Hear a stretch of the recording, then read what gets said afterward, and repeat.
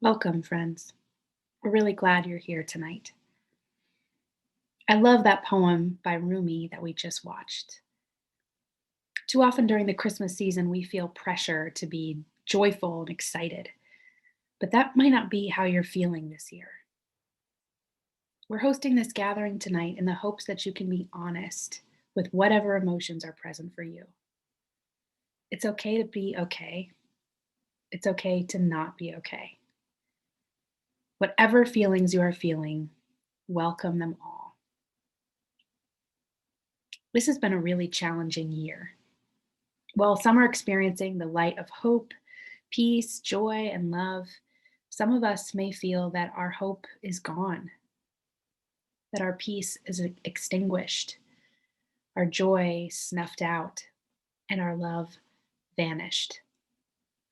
We've been waiting in the darkness, crying out to God to meet us in our loneliness, our sorrow, and our pain. Throughout this Advent season, we've practiced being honest with God in our vulnerability and lament. And tonight, as we approach the longest and darkest night of the year, we invite you to continue in that openness. Whatever you're feeling tonight, fear, anxiety, sorrow, exhaustion, anticipation, there is space here for you. We don't have to be alone in the darkness tonight.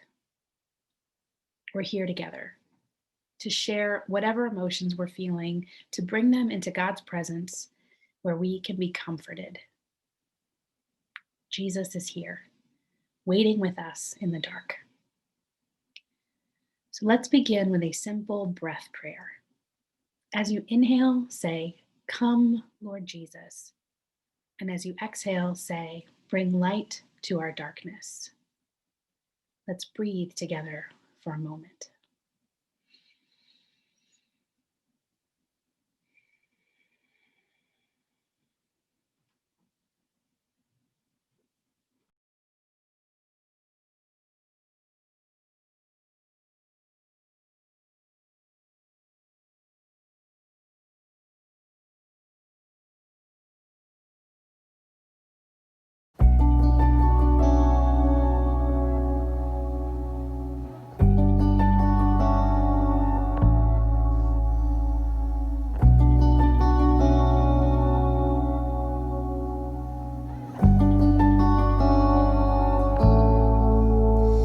O come, Emmanuel,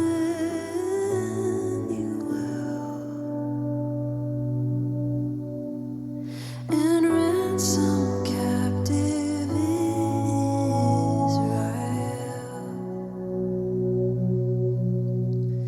that mourns in lowly exile here, until the Son of God appear. Rejoice, rejoice, Emmanuel shall come to thee, O Israel.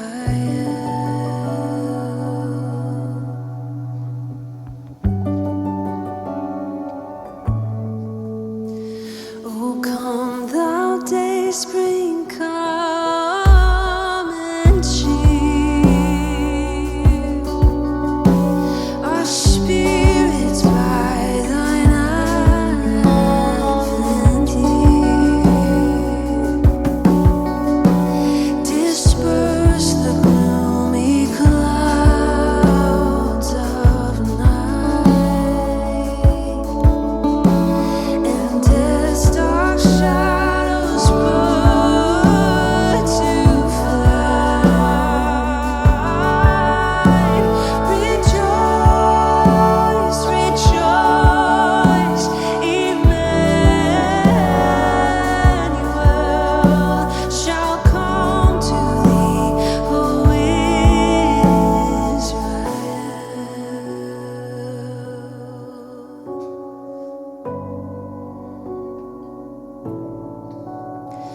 O come, desire of nations,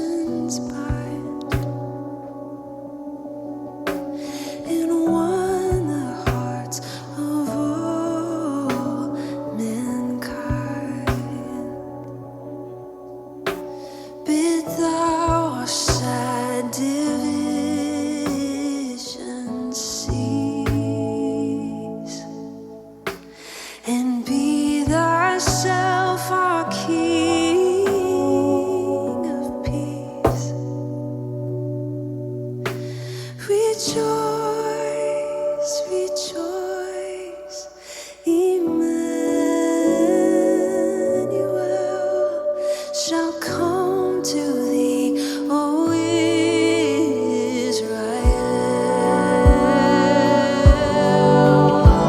Rejoice, rejoice, Emmanuel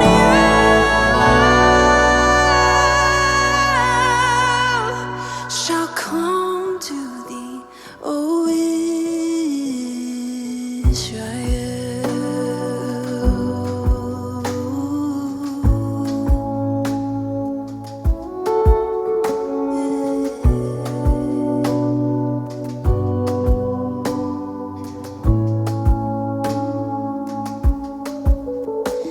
Take heart, O weary soul. Take courage, grieving one. Your Savior's come. Your Savior's come. He's come for us, oh people of God,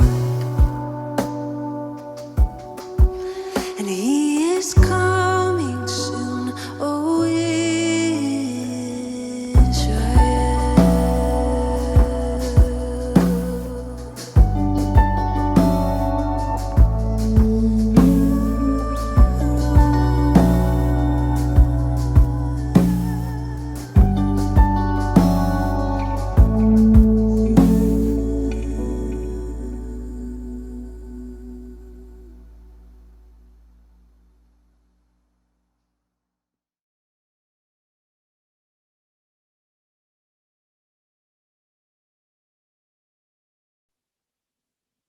We invite you to follow along now with the PDF of tonight's worship guide as we begin to light the candles. Hear these words from Psalm 88, verses 2 through 4. Lord, you are the God who saves me. Day and night I cry out to you. May my prayer come before you. Turn your ear to my cry. I am overwhelmed with troubles, and my life draws near to death. I am counted among those who go down to the pit. I am like one without strength. We light the Christ candle to welcome Jesus and to symbolize his presence in our midst. Look down, O Lord, and illumine this night with your brightness.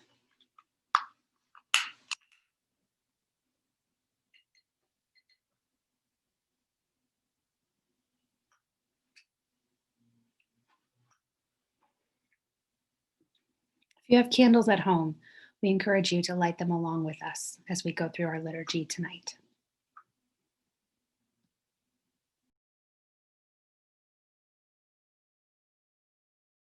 I just think Jesus met people in their real problems and their real pain. And so Jesus, to me, was never a story of ascent. It was always a story of descent into the muck and the mire. And humans, to me, like a big part of the story, and I even feel this in our story, I don't really want to feel the feelings that I'm feeling related to grief and terror and just the saddest of the sad. But the truth is that this is the human experience. And that's where Jesus always met people, was in our most human. And I kind of think of the church, when I say the church, I'm lumping a lot of systems together, but I'm okay saying that on the whole, the church doesn't really help us with our humanness very well. It kind of makes us mad at ourselves for being human, for feeling certain feelings, instead of honoring, yeah, that's what humans feel. And it's okay to. And that's what, to me, Jesus just always honored people's humanity. Everyone is suffering something, and the world and culture is suffering. I mean, a global pandemic, I think, has taxed everybody in a way that we're not used to being taxed. And I really keep learning in this whole process of just grieving and then walking with people. I feel like it's just being more honest about our stories and telling our stories. And the problem is, the reason why we don't, and this happened to me for a long time, this is years ago, when I told my story, then I was met with, have you tried this? Have you prayed this? Have you read this? Have you listened to this? Anything to do, I'll pray for you. Anything to shut it down. Anything to shut it down. And that is why I left some of the systems that I was in, because it just was incongruent with what was really going on in my real life, and it harmed a lot of people. So I think having places, I feel so thankful I'm in a place and in a community where no one says that to me. They just say, yeah, it's really hard. And I'm with you, and I see you, and I hear you, and I got you. And thank you. Thank you for sharing.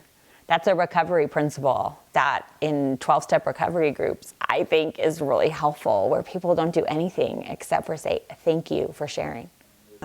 We always want a shortcut. We always want the easy route. We always want the more level road. And I do too. I mean, I'm not pointing the finger. I do too. But I know now on the path that we're on that there's no shortcut. There's no easier road. There really is just one day at a time, doing the best we can with what we have, but kind of following the path of trying to be as honest, authentic, raw as possible, and not try and figure that out on my own, so that then I can put something out to the world. And I think a lot of people are doing that. And I think that's what gives people a lot of problems at Christmas time and the holidays, because it's like, I should be doing better than this. I should know this. Or with some people's grief, that was a long time ago. Why does it hurt so much?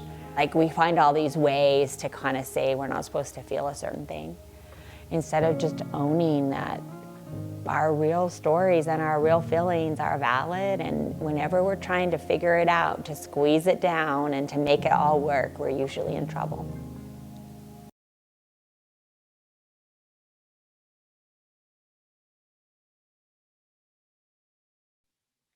Here in Christ's presence, we're coming to remember and seek comfort. As we light each candle, we'll leave space for you to respond to God with honesty and vulnerability.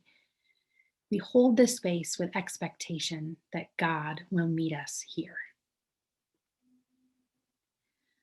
We'll light the first candle and remember those persons who have been loved and lost. Whether they've passed many years ago or only recently, we pause to remember their names, their faces, and their voices. We give thanks for the memory that binds us to them in this season of expectation, when all creation waits for the light. Lord, surround us all with your eternal love.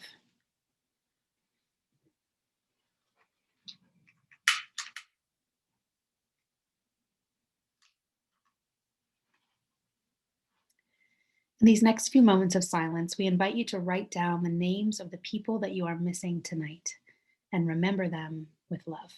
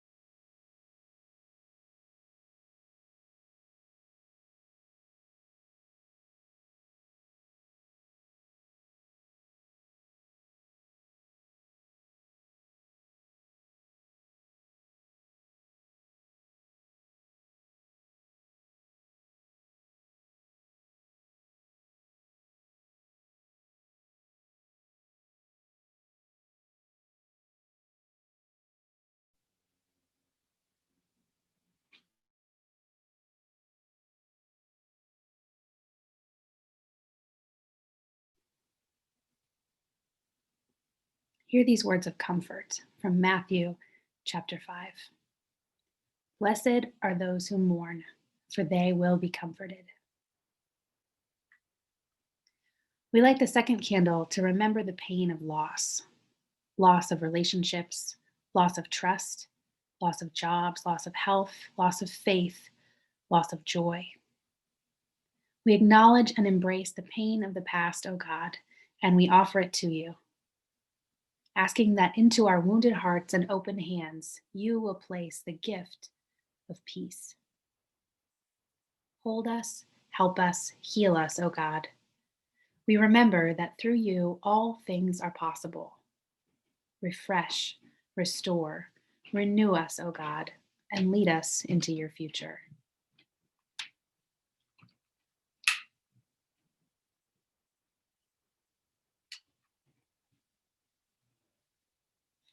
In the next few moments of silence, we invite you to name the specific losses that you are grieving tonight.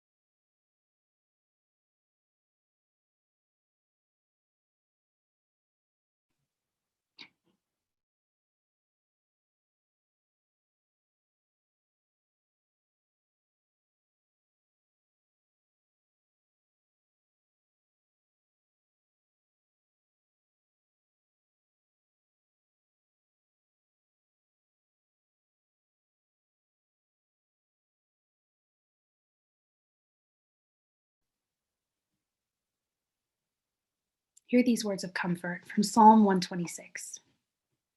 Restore our fortunes, Lord, like streams in the Negev. Those who sow with tears will reap with songs of joy. Those who go out weeping, carrying seed to sow, will return with songs of joy, carrying sheaves with them. As we light the third candle, we pause and remember the past weeks, months, and for some of us, years that have been heavy and burdened. We accept and lay before you, God, the sadness and grief, the hurt and fear, the anger and pain. We accept and lay before you the ways we feel we have fallen short and the times we've spent blaming others, ourselves, and you for all that we have suffered. Though we may have turned away from the light itself has not failed. We remember that though the night is long, the dawn shall overcome the darkness.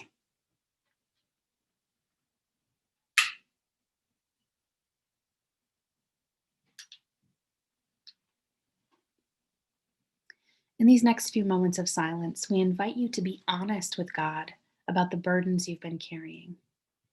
Admit your own faults and failures and receive God's grace.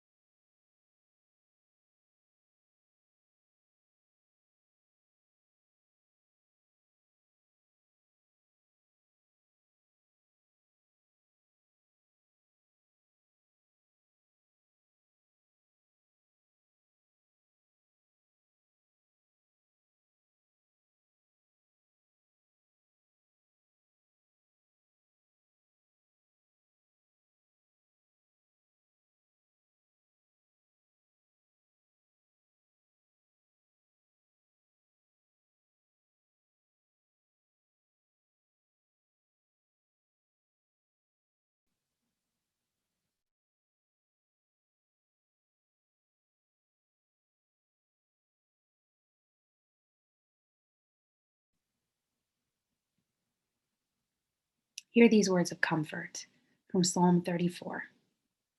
The righteous person may have many troubles, but the Lord delivers them from them all. We light the fourth candle to remember all those who have walked with us on this journey.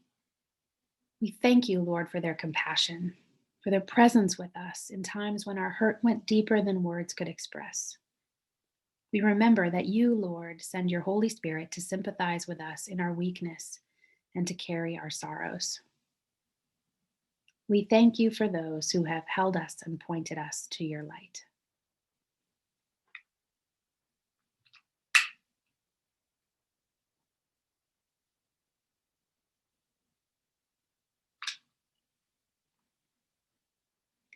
In these next moments of silence, we invite you to name before God all your companions on the journey. Give thanks for each person who has walked with you.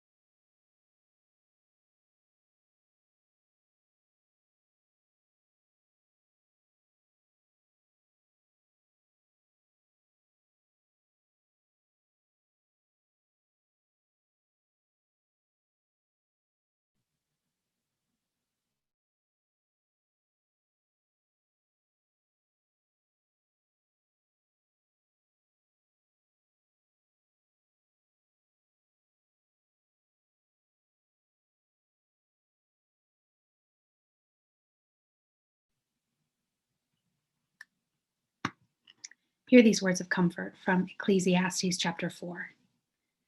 Two are better than one because they have a good return for their labor. If either of them falls down, one can help the other up. But pity anyone who falls and has no one to help them up. Though one may be overpowered, two can defend themselves. A cord of 3 strands is not quickly broken.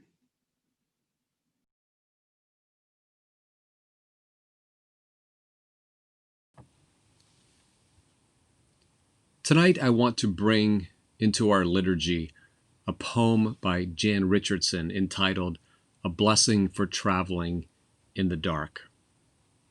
I love what Irish poet Padraig Ó Tuama says, poetry is language that disarms us. And I offer this poem as a prayer. And I pray that its language disarms us and allows us to step deeper into the dark, knowing that God is ready and willing to meet us there. A blessing for traveling in the dark. Go slow if you can. Slower. More slowly still. Friendly dark or fearsome. This is no place to break your neck by rushing, by running, by crashing into what you cannot see. Then again, it is true. Different darks have different tasks. And if you have arrived here unawares, if you have come in peril or in pain, this might be no place you should dawdle. I do not know what these shadows ask of you, what they might hold that means you good or ill. It is not for me to reckon whether you should linger or you should leave. But this is what I can ask for you, that in the darkness there be a blessing, that in the shadows there be a welcome, that in the night you be encompassed by the love that knows your name.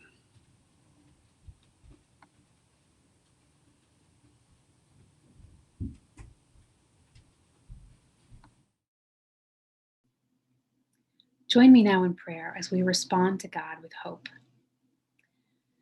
God of wisdom, we come to you this Advent season tired, in turmoil, and in pain. As the nights have grown longer, so has darkness grown and wrapped itself around our hearts. On this longest night, we ask your healing blessings upon all that we carry in our hearts. Sorrow we fear may never end, wounds we cannot even put into words. We sit in darkness and await the dawning of your light. Loving God, hear our prayer, and in your merciful love, answer. In the silence, we bring you our own words of need, our own words of hope. Hear the groans of our hearts and tend us with your comfort and grace.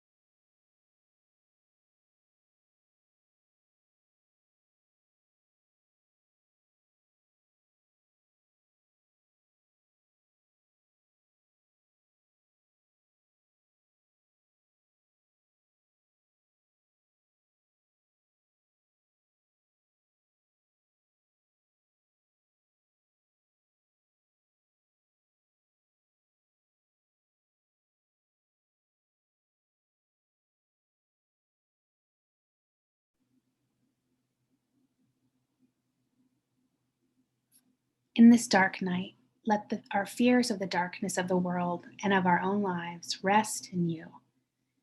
In the quietness of this night, may your peace enfold us and those dear to us, and all who have no peace. Keep us in the truth that the night is nearly over, the day is almost here. We look expectantly to a new day, to new joys. Loving God, hear our prayer, and in your merciful love, answer.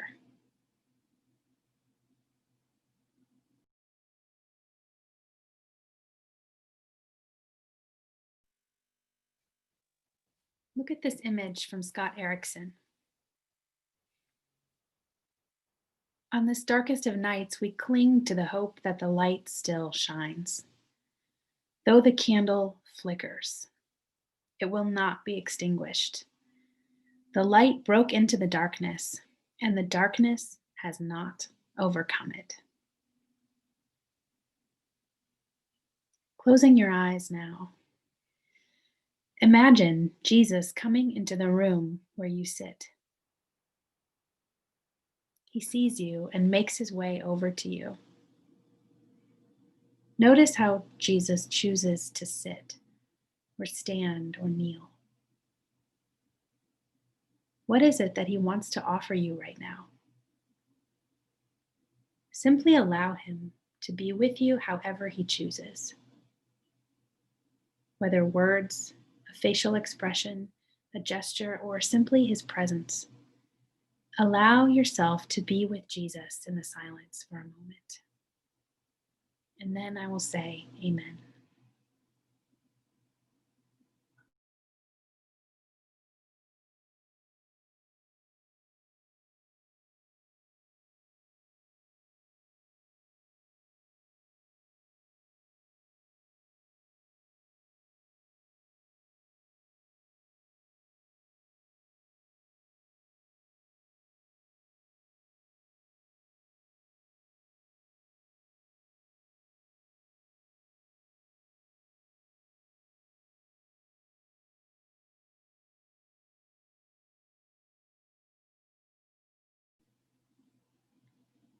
Amen.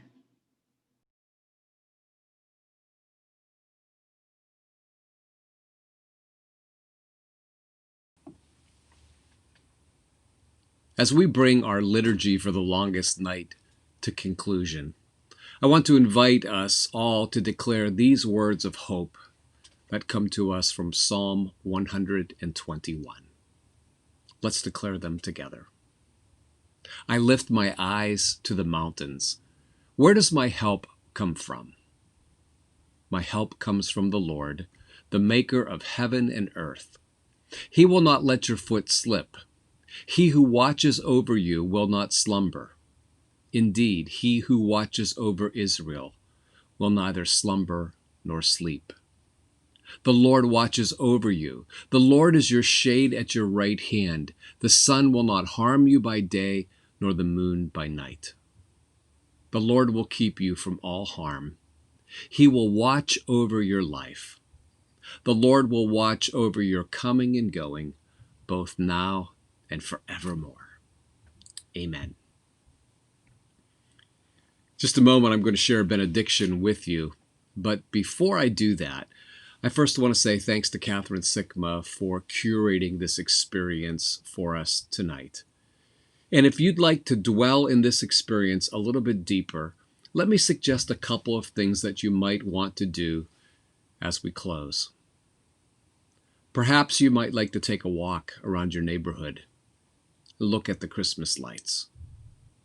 Or maybe you want to sit in the dark with your favorite hot beverage.